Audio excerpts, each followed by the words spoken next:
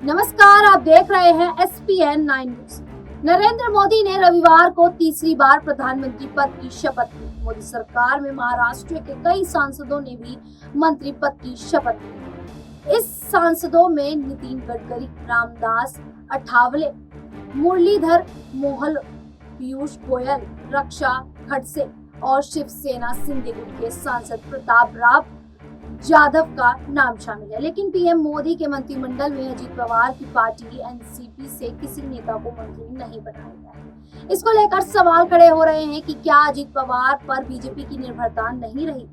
अजीत पवार की party NCP ने महाराष्ट्र में बीजेपी के साथ मिलकर चुनाव लड़ा था, लेकिन दोनों को कोई फायदा नहीं हुआ। अजीत पवार का गुट सिर्फ एक ही सीट जीत पाया। अब मोदी कैबिनेट में अजीत पवार गुट को जगह नहीं मिलने से बड़ी सियासी उठापटक मस्ती दिखाई दे रही है। वहीं दूसरी तरफ इसके पीछे एक वजह ये भी बताई जा रही है कि मंत्री पद के लिए अजीत पवार की पार्टी एनसीपी के नेता प्रफुल्ल पटेल और सुनील तटकरे आपस में भिड़ गए, जिसको लेकर बीजेपी की तरफ से कहा गया कि वे पहले अपनी पार्टी की नाराजगी दूर करें। कहा जा रहा है कि बीजेपी की तरफ से अजीत पवार की पार्टी को राज्य मंत्री पद का ऑफर किया गया था, लेकिन अजीत पवार कैबिनेट मंत्रालय की मांग पर अड़े थे।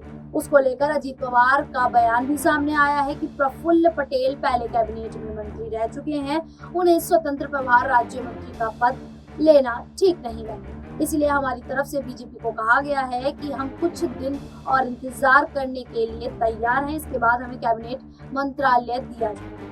मंत्री पद के लिए सुनील तटकरे और प्रफुल्ल पटेल की जगह वन छगन भुजबल को मौका देते हुए मांग की जा रही है। सुनील तटकरे और प्रफुल्ल पटेल के बीच विवाद को सुलझाने के लिए दिल्ली स्थित आवास पर करीब 1.5 घंटे तक बैठक भी हुई। इसमें अजीत पवार के अलावा छगन भुजबल, सुनील तटकरे और प्रफुल्ल पटेल और डिप्टी सीएम देवेंद्र फडणवीस भी शामिल हुए, लेकिन कोई भी हल नहीं निकल पाया। अब जिस प्रकार से आपस में ही ये गुट लड़ते भिड़ते नजर आ रहे हैं, क्या ऐसे में ये अपने ही पैरों पर कुल्हाड़ी मारते हुए दिखाई दे रहे हैं? इसको लेकर आप लोगों की क्या राय है, क्या मानना है आप लोगों का, हमें कमेंट करके जरूर बताएं। इसी प्रकार की देश दुनिया से जुड़ी खबरों के लिए देखते रहिए SPN 9 न्यूज।